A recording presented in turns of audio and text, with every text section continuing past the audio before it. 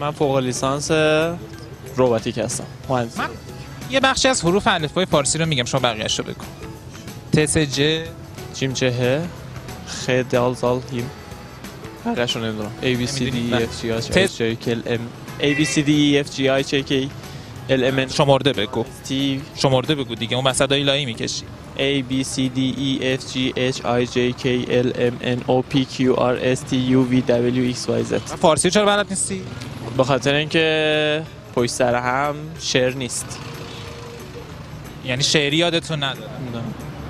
انگلیسی شعری یاد داره. کلا من به زبان فارسی حالا اصلا شعری یاد نداره، نباید حفظ کنی حروف الفبای زبان مادری تو. من زبان مادرم ترکیه.